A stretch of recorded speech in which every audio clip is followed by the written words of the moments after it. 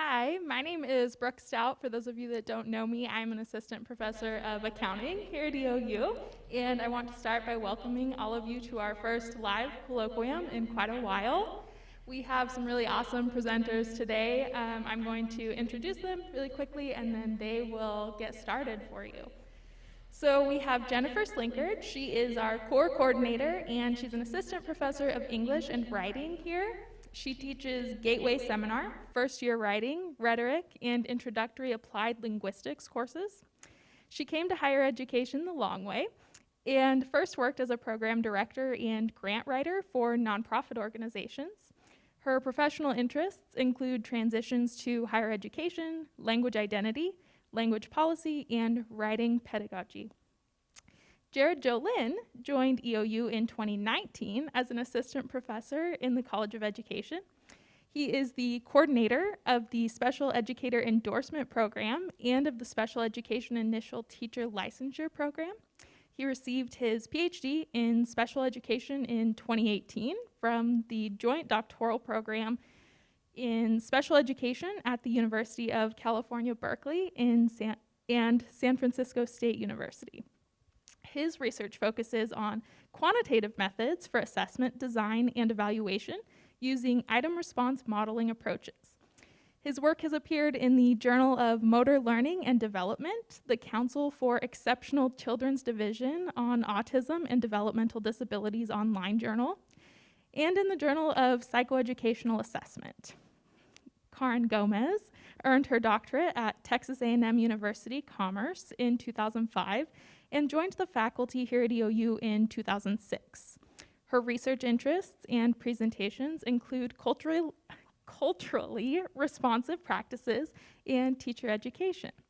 As an elementary education generalist, she has taught dozens of different courses in the undergraduate and graduate teacher preparation programs and the Master of Science in Education program. Prior to her experience in higher education, she taught at the elementary level for 18 years in a variety of public and private schools in Washington and Texas. While on leave from the university in 2017 to 2018, she taught 6th grade at an international dual language school in the small town of Sayulita in Mexico. Her next international adventure sounds extremely exciting and will be a sharp contrast from the tropics of Mexico. She will spend part of the next year in Finland studying the teacher preparation program and public school system and developing study abroad opportunities in Finland for EOU teacher candidates. Tawnya Lubbes is an associate professor of education, English for Speakers of Other Languages program coordinator, and the director of the Oregon Teacher Pathway Program and Center for Culturally Responsive Practices. This year marks her 24th year teaching, 14 years in higher education, which includes teacher preparation, and 10 years as a secondary teacher, which included middle, high, alternative, and online schooling. She considers herself a disruptor of policies and procedures rooted in inequity, which has driven her research and work in culturally responsive practices and grow your own teacher initiatives. In her off time, she loves to travel, spend time outdoors, and kayak. She has a passion for language and culture and enjoys reading travel memoirs. So with that, I will turn it over to our presenters and let you get started. Well, thank you, Brooke, for that lovely introduction. I'm going to lead us off with an introduction, but before I get there, I'm going to give some acknowledgments. Thank you to Lynn Gardner and Emily McCaffrey of the Educator Advancement Council for giving us the opportunity to do this work. Thank you, Kristen Johnson, for providing administrative support throughout the project. Thank you to Jennifer Puentes, faculty in the College of Arts, Humanities, and Social Sciences, for conducting focus group interviews for the GYO strand of the project. And lastly, thank you to Nathan Smoots for technical support in survey development. I hope I got that last name right. Okay, good. Okay, so here's the general outline of our presentation. 2 strands to the project. Each strand will be following the same basic structure, methods, results, recommendations. But first, some introduction. The reason that this project came to fruition was because of the passing of House Bill 3427 in 2019, which established the Oregon Student Success Act. And so Section 48 of this act provides an opportunity to develop a comprehensive statewide plan aimed at redefining teacher preparation, learning, and retention for educators of color by addressing dimensions of educator advancement that impact the diversification of the educator workforce, and secondly, attending to known barriers to systemic change that have inhibited prior efforts and legislative investments. And through the EAC, the state has invested about $15 million in programs to achieve high-quality, well-supported, and culturally responsive public educators in every classroom. These programs have a variety of goals. One, for example, is to dismantle barriers to the teaching profession. Another is to attempt to create the conditions for racially and culturally affirming classroom environments. And so to better understand participant experiences and programs that the EAC developed that are having the goal of diversifying Oregon's teacher workforce, they contracted with our research team to conduct a limited scope of research and evaluation to provide baseline data on participant experiences in 2 different programs. The first was a piloting of online anti-racism courses for in-service teachers. So you'll see that each of the 6 public universities in Oregon receive funding to develop and offer these courses. And then secondly, grow your own teacher pathway programs. So 27 programs receive funding. And Tawnya and Karyn will be talking more about that part of the project. I will be focusing on one aspect of the anti-racism evaluation.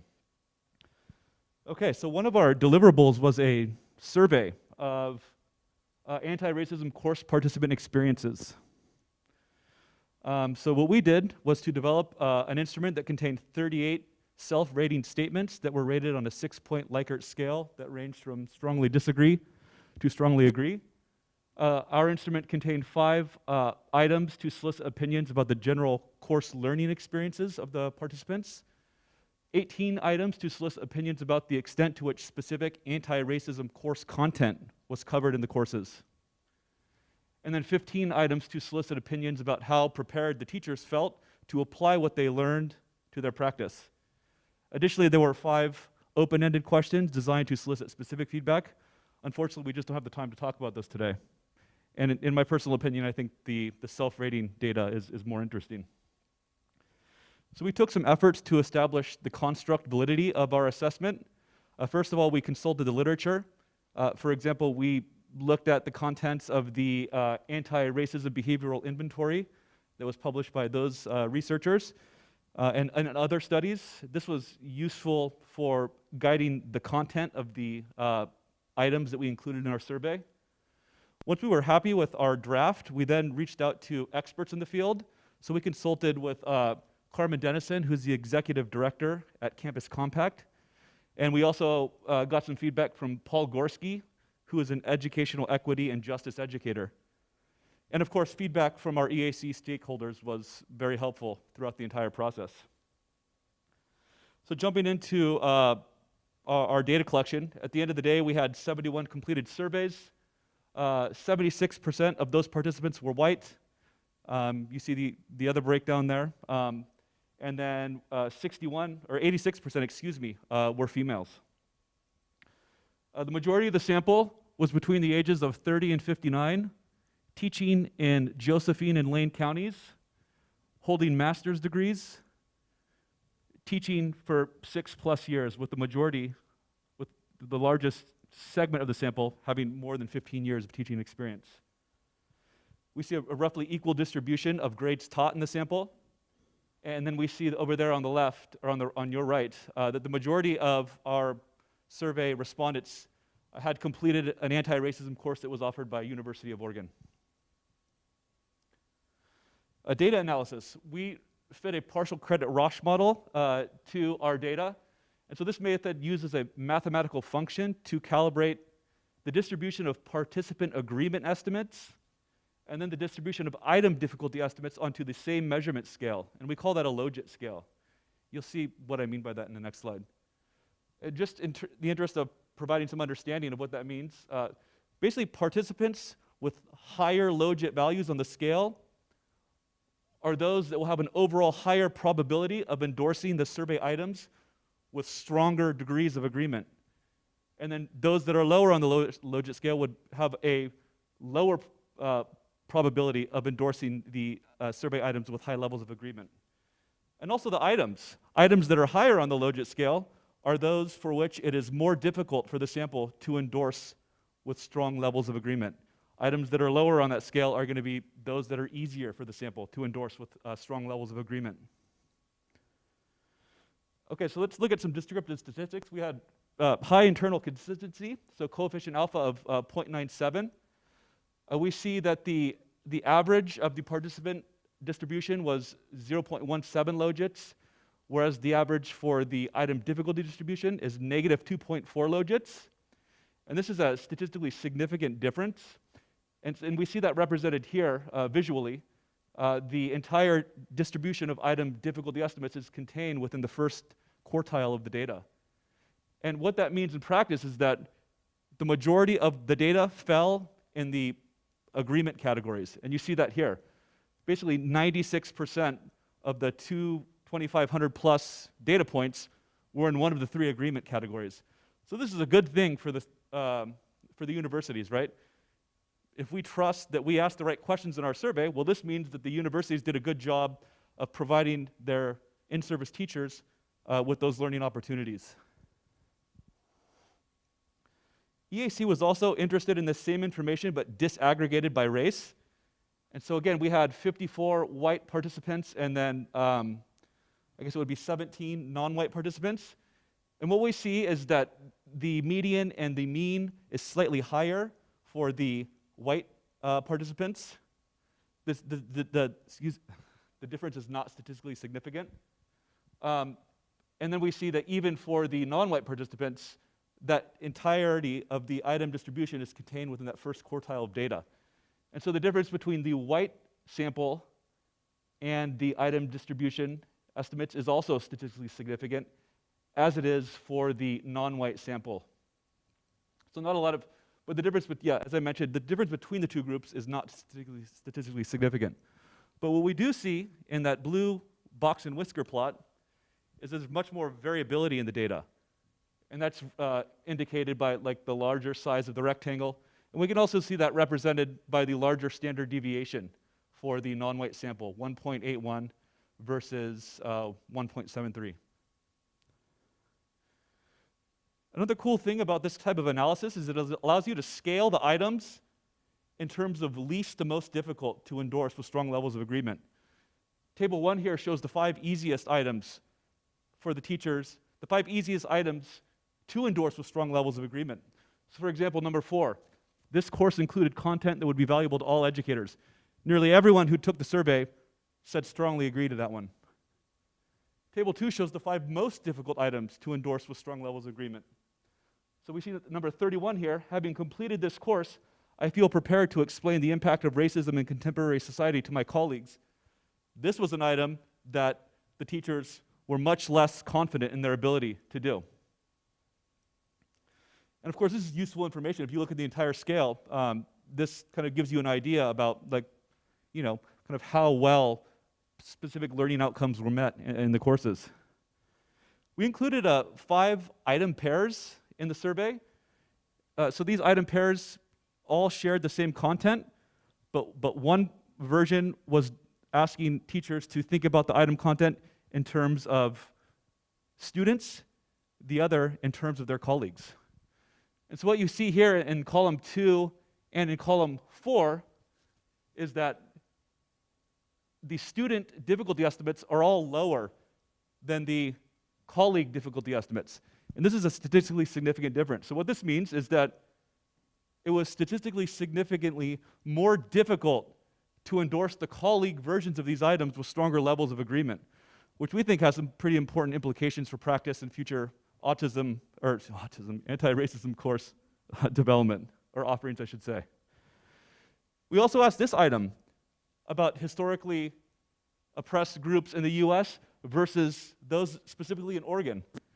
And what we see is that compared to the average item difficulty of negative 2.4 logits, this one asking about historically oppressed groups in Oregon was statistically significantly more difficult to endorse with high levels of agreement, which suggests that some of these courses didn't specifically touch on the historical oppression of peoples in Oregon, which I think is important if you are becoming an educator in the state of Oregon. So what does this all mean? Well, we looked at these results and made some suggestions. One being that, courses should introduce concrete strategies and provide teachers opportunities to practice using those strategies for confronting their colleagues who engage in racist behavior or use racist language, for supporting their colleagues in understanding the implications of racism in contemporary society, and also in supporting their colleagues in the development of anti-racist thinking. Also, future course offerings should include teachers or other practitioners with first-hand experience in kind of putting these strategies into practice as guest speakers. That was something that came out in the qualitative data. And also, future course offerings should include some curriculum that addresses issues related to the historical oppression of peoples in Oregon. We had a very limited time frame to complete this work, and so it could be that we didn't ask all the right questions, specifically with respect to the kind of content that should have been in that survey. So what we also recommended was that EAC devote more time to working with experts in the field of anti-racist education practices and curriculum, and to decide on a specific set of learning outcomes that could then be used to inform the content of a future survey. Also, considering additional student versus colleague item pairs. I found that to be a pretty interesting difference that emerged in the data. So it could be that there are other areas in which those differences are present, but that we didn't assess. So I will stop there and hand it off to my colleague, Jenny. Thank you. Thanks, Jerred.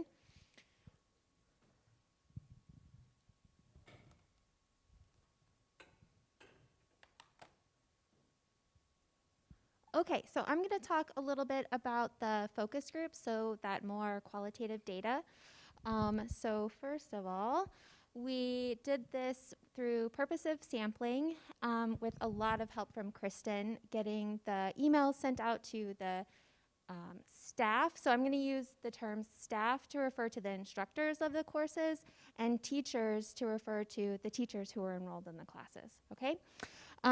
So we had 4 instructors from 3 programs, so that's 4 staff members from 3 programs across the state. And the participant focus group was actually more like a semi-structured interview with just one teacher from one district, of course. And I coded the transcripts then recursively using Atlas TI software, and I analyzed them for themes related to participant experiences, program impacts, and program recommendations. And I think you probably recognize that from the EAC contract, right? Those were the things they wanted us to look for. So I will add that the staff, there were 3 women participants, or 3 women instructors. 2 of them were white and 1 identified as black, and then there was 1 man of color who was the other instructor. And the teacher participant was a white woman.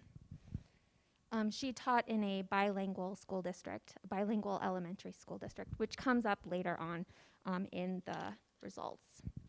So a little bit more about the courses that they were teaching. The first program, which had 2 co-teachers, was a synchronous online 6-week course. And this one had very much a practical focus. They were talking about teachers, talking with teachers about what they could do in their classrooms. The second program was an asynchronous online 10-week course.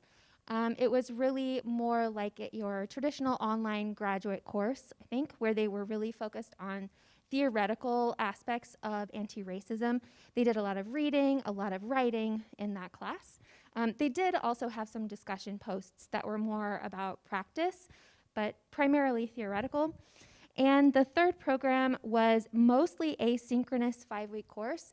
It was the shortest one, and I think they had the most challenge with that time and structure of the course. So they met synchronously for 1 hour each week, But because she was working with 4 different districts, that actually ended up meaning that she only met 1 time with each set of teachers. So once a week she would meet with teachers from each district. And they also had a more practical focus. Okay, so I'm really going to talk about 2 results and then 3 challenges that showed up in the data. So first was this, that the courses provided a unique opportunity to go deeper. I think all of them identified as being committed to anti-racist curriculum, anti-racist education before taking these courses, but taking the courses allowed them to take that commitment even further. So I'll let you read those quotes up there.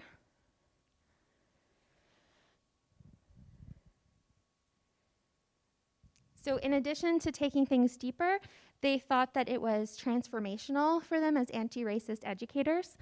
Both the staff and the teacher identified this, the staff for their instructors, or for their teachers rather, particularly the white participants, I think, where they thought that their white teachers were inspired to speak up more about racism in their classes and with their colleagues.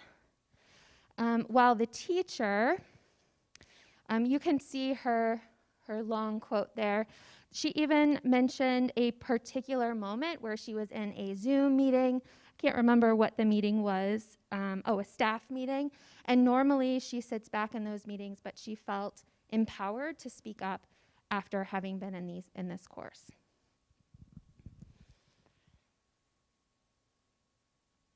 Okay, some of the challenges. The first one, which I already alluded to, was the time and structure of the classes. So none of them thought they had enough time, especially the one teacher who was teaching the mostly asynchronous course. She felt that she just didn't have any time to talk with the instructors, and she felt like she was failing them in some way. That kept coming up over and over again. She really wanted more time to talk with everybody from each district. And then the staff member agreed that timing was an issue. This was the man who was teaching the online course. He wanted to expect graduate level work, but because his teachers were at that time actively teaching their classes, he had a problem with that mismatch of how much he could expect from them, because he recognized that they were so busy in the work that they were doing. And so he talked about that as being both like timing. He wanted the students to, the teachers to do more work, but he also wanted the institution to value that work in a particular kind of way, he didn't feel like it was being valued correctly. Okay, another challenge was that they were working in white dominant contexts. And so this is where that teacher who was working in the bilingual school really talked about this, that she was working in the bilingual school. The white voice is very loud, it's very powerful. And so she felt that there was this sort of hierarchy of the white affluent families' voices being louder than the parents of the students of English as an additional speakers who were working on developing their language skills in both English and in their home language. I think that comes up for those of us who work in ESL kinds of contexts, that additional bilingualism for white students is often valued more than that for students who speak other languages, speakers of other languages. You got it right. The staff also talked about that having a lack of diverse experience in their classes. The teachers themselves mostly had white dominant contexts, and so being able to apply the anti-racist education in their classes where they thought they were just working with white students, they had a problem with that. I think that might relate to what Jerred was talking about in recognizing like Oregon and the history of racism in Oregon, that especially in certain parts of the state, there are really white dominant contexts where they don't recognize the people of other backgrounds. Even if they are there, they're kind of invisibilized. And then finally, another challenge was the racial diversity of participants. I think this one was very, very important and concerning for especially the co-teachers, where they had one teacher of color and one white teacher, and quite a few of the teachers of color, like they thought they were going to have just white teachers, and the teachers of color felt like they were being put in a bad spot, where they were now educators in the classes instead of learners, right? Where they had to tell their own stories as examples of racism that they had experienced, instead of learning themselves how to be anti-racist educators. Okay, so that brings me to the recommendations. So first of all, obviously they just want more time. They want it to be valued. And then also, I'll let you look at that real quick.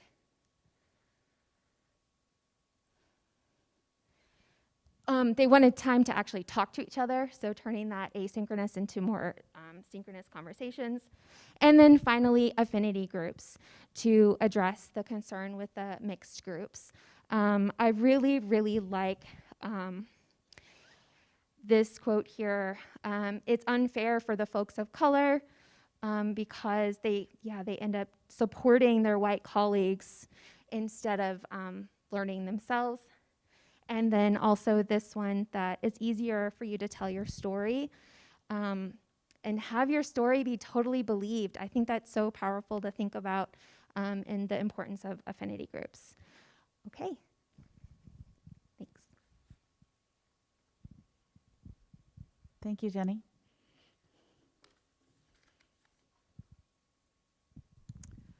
There were two major strands to our research, and I'm going to talk about the second strand, which had to do with the GYO, or Grow Your Own Teacher programs. A Grow Your Own Teacher program, the focus of that is to create teacher pathways to encourage students to return to their own communities to teach. It's a way of diversifying, excuse me, I forgot to swap that over. It's a way of diversifying the teacher workforce by bringing students back into their own communities. So that's the portion that I'm going to be reporting out on, and I will focus mostly on the staff portion. As Jenny described before, the staff would be the people who are the administrators of the program. We are going to be talking about the staff who were administering the grant-funded GYO programs. Our methods were similar to because this is a qualitative research portion, just as Jenny did. So our methods included purposive sampling from the recruitment from the GYO programs that were grant funded. We also used those grant funded program staff members to help us reach out to participants to create an interest survey to see which participants might want from those programs, the students might want to participate with us in a focus group. Our staff focus group ended up being 2 participants from 2 different programs that were representative of programs statewide. The participant focus group, which was the students involved in those programs, included 3 participants who came from 1 program. Our transcripts were coded recursively using constant comparison, and each of the researchers did that independently. And then we came together to analyze that data to come to consensus and find themes related to participant experiences, program impact, and program recommendations, which is what we are asked to look for in our research process. So talking about the GYO staff focus group, we had this one focus group opportunity with programs that were admittedly newly implemented programs. They'd only been going for about 3 months or less in one case.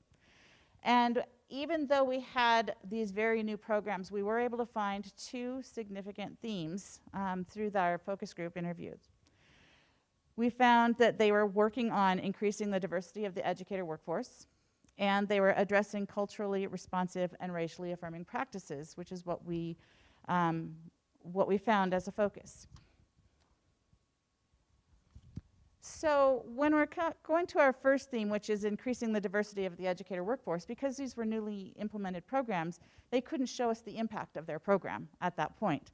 We don't know if they were actually going to be able to diversify the educator workforce. So we looked at the surveys that the participants took that returned to us to see if we could find that there was some indication of increasing the diversity of the educator workforce. And we noted that within our survey responses from our participants, we had 6 female and 2 male participants, and they self-identified as 5 of them being Latinx or Hispanic and 3 white. And also there was linguistic diversity among that group.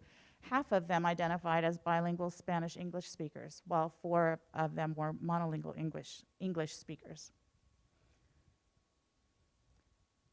So looking at our second theme, which was addressing culturally responsive and racially affirming practices, we noted that the staff members in the interview, in the focus group, did not fully articulate or they had not fully implemented the culturally responsive and affirming practices, but they were able to begin to identify some of the practices that were happening within their GYO programs that would meet those expectations or that vision or mission of what they were trying to accomplish. One of the practices that was identified as culturally responsive and or racially affirming is the process of mentoring and relationship building with those participants within the programs. And we pulled some data from the focus group that I'll give you an opportunity to read there that supported this idea of mentoring and relationship building.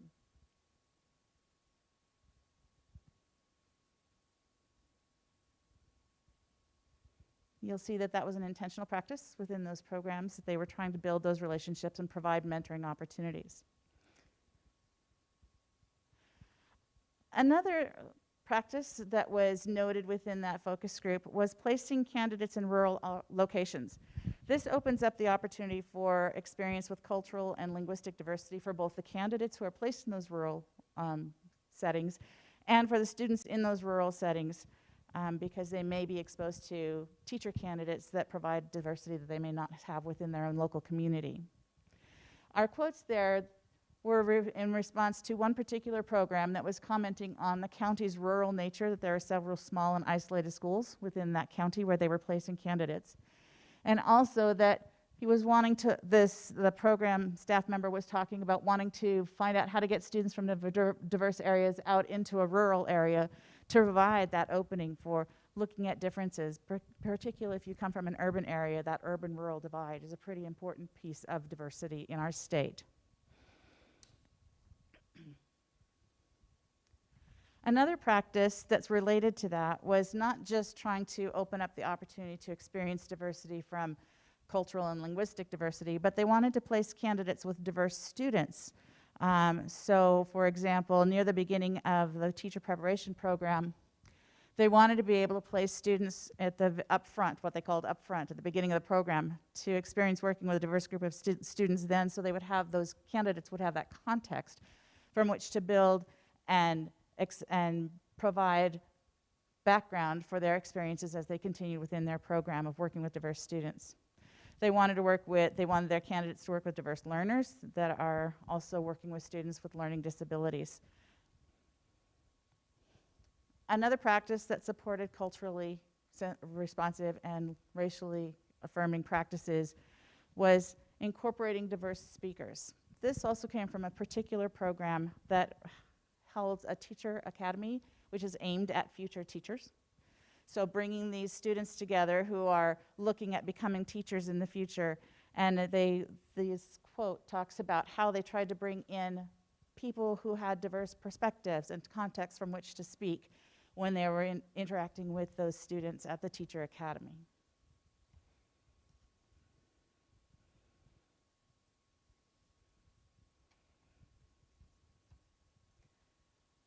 At the end of our focus group interview, we asked our staff members to talk about recommendations for the future for what could be done to improve this opportunity for grant-funded programs to either be sustainable or to expand their programming. And they came up with several recommendations. The focus from the staff members was all about the grant process. There were some frustrations around the grant process, and that was pretty clear within this focus group. They wanted to know that there could be ongoing state financial and logistical support for these kinds of grant-funded GYO programs. They wanted an improved grant application process and timeline. There were a lot of concerns around the timeline in the sense that when funds were released and then between the time that funds were released and when they needed to be able to provide some kind of results or complete their program or complete their implementation, they didn't have enough time. They also wanted an extended time for program implementation before they needed to report on results. They also felt like they needed clear and timely communication regarding the processes and the procedures for the grant. That didn't seem to come through for them. They wanted recognition and encouragement for program sustainability, not just implementation, and expansion. And they also felt that the state grant funders could provide opportunities for them to build collaborative relationships between the GYO-funded programs because they felt they could learn from each other. In addition to the recommendations provided by the staff members who did our focus group, the researchers also agreed with what they had to say, but had some additional recommendations. Related to the grant process, the research team decided that they really wanted to encourage the grant funders to expand the grant timeline with improved communication. And they felt that it was important to align the goals between the state initiatives and the GYO programs.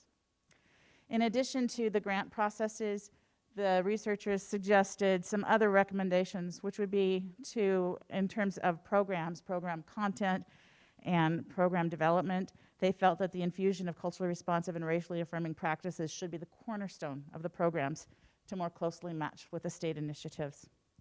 And they felt it was important to increase the emphasis on the strategic inclusion of practices related to the legislative commitments on equity. And those are the results we have from the staff program, or the staff interview. And Tawnya Lubbes is going to report on the participant focus group.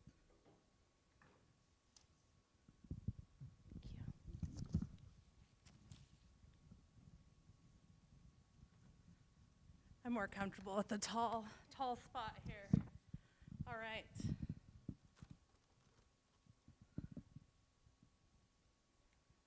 So I'm gonna talk about the Grow Your Own focus group for participants. It should be noted that our GYO Oregon Teacher Pathway was not included in this due to conflict of interest, in case that was a question on your mind.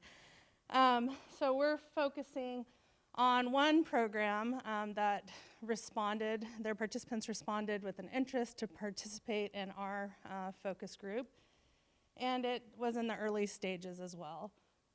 They did have some common experiences and did also articulate ways in which the program impacted their development as future teachers.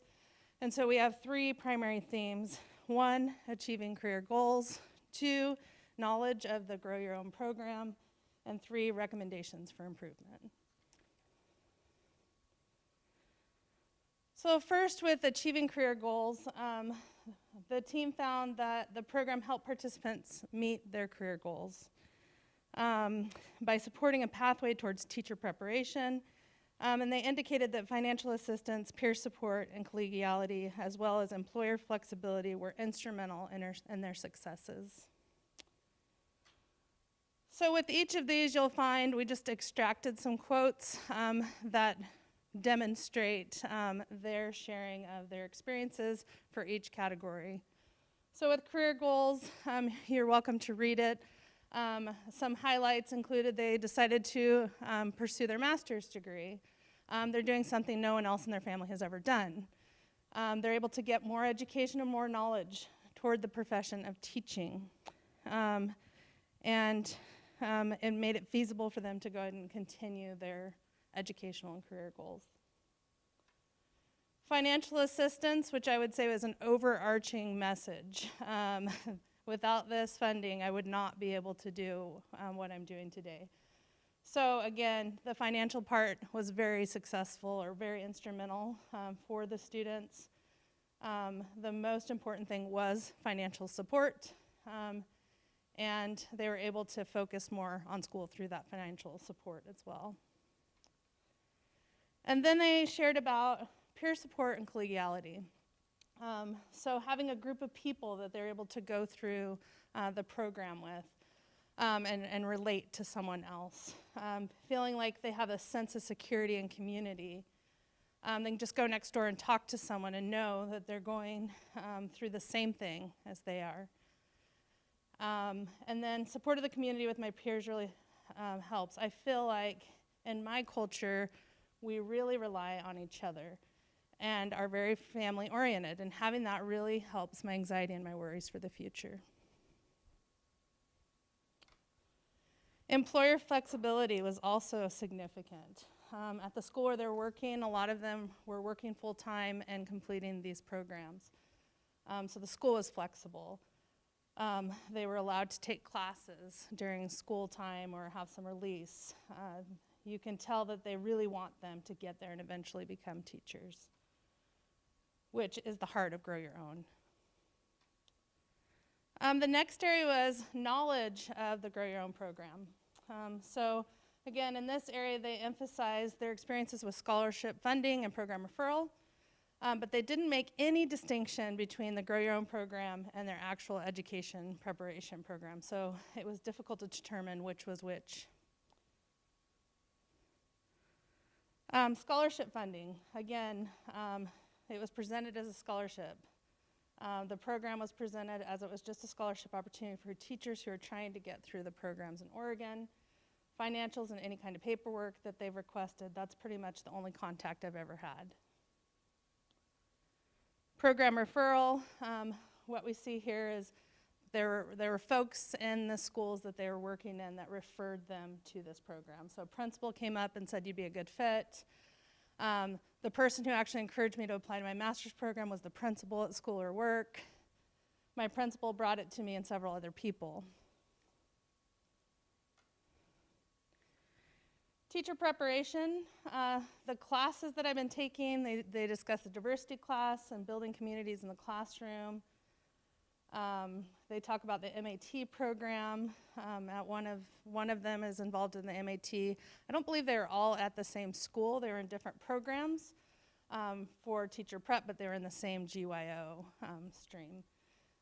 And probably the best thing that you could have as a teacher is having some understanding in research-based techniques and classes in college that teach you the skills you need in order to have a successful education-filled year with students. Advancing skills through school, getting that in-person experience was another component that folks shared about in their teacher preparation. So then recommendations from the participants. Culturally responsive and racially affirming practices were an overarching theme of the interview. Participants expressed concern that these were not components that they were aware of in the program outside of their teacher preparation courses. Participants were asked if diversity training would be a draw or a hindrance toward applying for the program, and that this is the GYO program. And they shared a lot, you'll see the quotes there, about seeing how beneficial it would be and get a sense of having a group of teachers in the community that have diversity and equity background. However, they did emphasize the need for flexibility to meet program requirements. I think it could be a problem if the person's like me or any of us that you know has a family or is working or going to school. So some recommendations from the participants for EAC and their programs were to integrate mentoring and community building among peers. And I think this links to the antiracism study significantly as well when they talk about affinity groups and mentorship being areas that were strong or needed. Here, infuse academic and financial advising for them, provide support for career placement, including job searches, improve communication across the program, and clarify all other aspects of the program beyond the scholarship. So it was not clear beyond the scholarship what the program was intended for. Our research team also supported those recommendations. Additionally, the program focus on culturally responsive and racially affirming practices should be well articulated throughout these GYO programs. So moving toward conclusions, and then we'll open up for some questions. The data collected for this evaluation, and it should be noted there's some limitations, right? We had a very short time period. Most of the programs that responded or were willing to participate hadn't been in place very long, maybe 3 months or less. So based on those limitations, the data that we were able to gather in our limited research time frame as well suggests that antiracism and Grow Your Own programs have the potential to produce the structural change that is necessary for diversifying Oregon's teacher workforce and increase the knowledge and capacity of in-service teachers to provide culturally responsive, racially affirming educational practices in their classrooms. In closing, outside of the context of either antiracism or Grow Your Own program specifically, we do offer the following general recommendations for future data collection and evaluation of our programs across the state. So 1, assure alignment between the evaluation expectations and the program requirements. Communicate program requirements and expectations to each program early in their application stages and processes. Consider strategies for incentivizing participation in various evaluation activities. We ran into a lot of, it's been a crazy year, it's the end of the year, I don't have time to take on one more thing, sorry, I can't help right now. So how do you incentivize that and ensure your timing is appropriate so that you do get ample data to provide feedback? Ensure adequate representation of program participants. Be sure to be transparent about the requirement to participate as part of the grant application process. So this was definitely optional, not required. It's kind of an afterthought, perhaps, in the building of new systems. Everything was new. Ensure that any potential conflicts of interest are resolved before contracting with any organizations to conduct an evaluation. Include focus groups for new programs, in addition to focus groups for programs further along in development, because you're going to get 2 different stories and different pieces of feedback. Increase the time frame for data collection, and provide specific reporting guidelines and instruments if possible.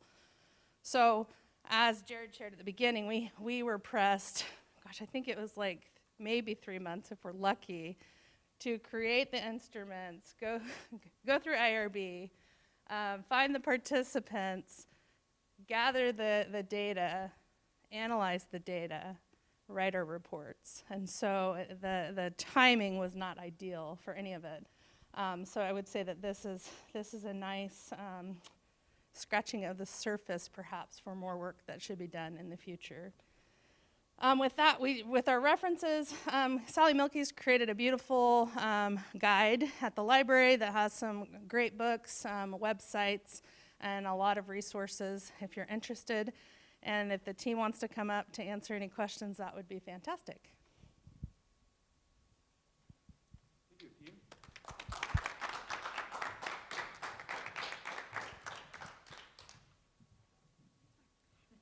Any questions?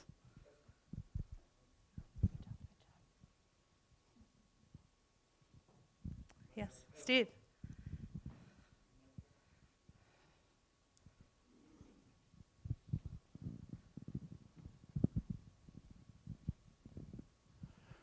So 2 questions, actually. One for Tawnya and one for Jerred. For Tawnya, you mentioned that your own GYO program was not included in the research, but based on what you did learn from that, are there any modifications that you expect you might make in the near future to that program? Yeah, so interestingly enough, I was a recipient of the grant, and I had to do some data collection myself. And since we were already creating the instruments, we did collect this data from our alumni, which gave us some really great information, and we're doing another round of that this year. Based on that, the feedback and looking at the transcripts, I think it does show a lot of improvement over time. Our program has been in place since 2013-14, and I remember having to write a report after having the grant for 6 months, and we had no idea what we were doing. And I don't know if you asked our participants if they know what we were doing back then. But I would say, it takes time, it takes resources, it takes networking. And I would say a lot of the things that they talk about, ours is one university, so it's helpful for us. Can we heighten our advising and our mentorship? We have really strong mentorship programs, but can we look at that a little differently? Sure. Can we really consider the transparency of what the program is and what our goals are? I think that's really helpful. And actually, we took some of that feedback, and this year have really integrated that in our orientations and discussion with our program participants and partners as well. So regardless if we were represented necessarily in this research, we did use the instrument and gather similar feedback, which really has helped us, and Karyn's taken the lead on that research this year with another round of alum. And I think there's much to be learned, and it's an ongoing continuous improvement cycle for everyone. And my question for Jerred. Yes, sir. I found it interesting that there was that strong dichotomy between the responses on the survey about comfort level describing what they learned to a student audience versus comfort level describing what they learned to a colleague audience. And I'm curious if you have thoughts on whether that's comfort level on how well they understood things, or comfort level in terms of awkwardness of the Well, I subject. think, I mean, so like I don't know like the curriculum of any of these courses, so I don't know specifically what like was taught in any of them. But I think, I mean, just in my experience of like having students and having colleagues, I think it's easier to maybe address some of these kind of hot button issues with the students who kind of look up to you as like a mentor or as an authority figure versus somebody who's kind of your peer, right?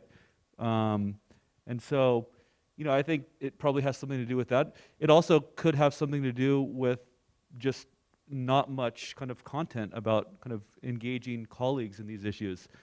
You know, it could be that the developers of these courses thought it would be more important to kind of focus on kind of communicating these ideas and practices to students, to making the in-service teachers feel more comfortable in addressing these topics and issues with students. So that's, oh yeah. Yes, Jenny. Yeah, we didn't ask that question specifically. I didn't in the focus group, but I think the curriculum, most of the two that were very practical focused were really about anti-racist education in the classroom.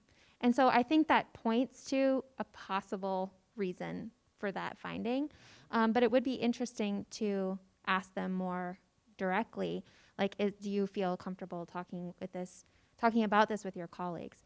The one teacher participant did say that she felt more comfortable speaking up in her staff meeting, but that was only one teacher. Well, I did mention the 5 open-ended questions that were part of the survey that I didn't talk about.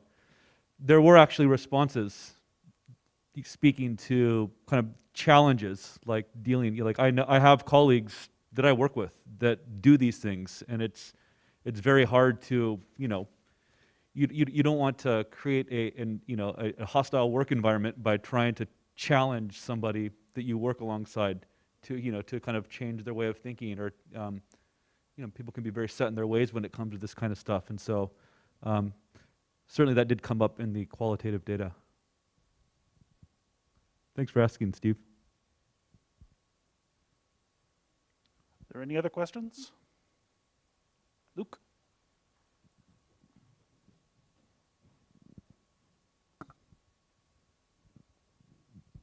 Well, first of all, thank you for your time and thank you for sharing with us. Appreciate it.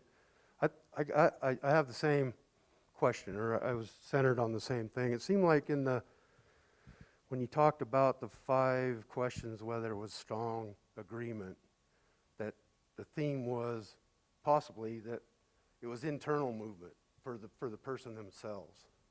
And then the 5 where there wasn't as strong agreement seemed like it was external focused. You know, they were having to deal with someone else, a conversation with someone else, which we all know for a lot of us is really difficult. Is that true? Are you talking about these 5? No, it was a different slide. Oh, you're talking, keep going back. The open-ended questions? No, it was which were the easiest Oh, yes. Yeah. Tawnya, go forward. The easiest and the hardest. Yes, yes. Keep going, keep going, keep going. Right here. Right, so an opinion. I think this would be appropriate to all educators. Increase my ability, right? So asking them to reflect on how they think they kind of improved, kind of in content areas.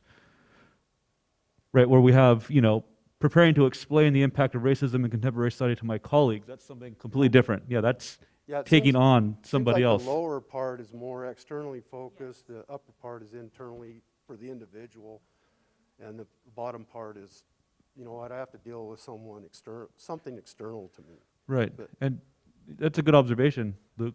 And Well- certainly, you know, it would be useful to go back through all of these and parse them out according to kind of that differentiation and look at those differences. Unfortunately, I didn't do that for this analysis, but I think it's a good thing to be curious about. Yeah, I understand, and then I got curious with Jenny when she's talking about theoretical and practical and the differences there. I wonder if the upper part can be handled theoretically, and that lower part has got to be practice. It's got to be practical. It's got to be, you know what, I'm gonna have to practice these conversations, because just Saying these things out loud to people. you can't read it in a book and then all of a sudden, you know, I'm gonna whip out a conversation. I can't anyway. But anyway, thank you for sharing. I appreciate it. Good observation, Luke. Well, and I mean, this is an area of expertise for me, so I can tell you that, yeah, the internal is one thing, but when we start dealing with systems and other folks and relationships, it's a continuum. So it's one thing to, you know, read a book, participate in a webinar, complete a survey, complete a check sheet. It's another thing to live that practice and start challenging yourself in your interaction and calling yourself out in your interactions and development, and feel comfortable with one another also doing that without taking offense, like, uh-oh. And so how do we do that and live as a community and continuing to learn and grow on a continuum? It's not a checkbox, it's a continuum, and it's our ongoing development and identity development as well, through experience and knowledge and perspectives of other folks. And I think it's 4:57. That clock's a little fast. My students would always get real excited in this room right before the end of class. Their bags are packed. They're ready to go.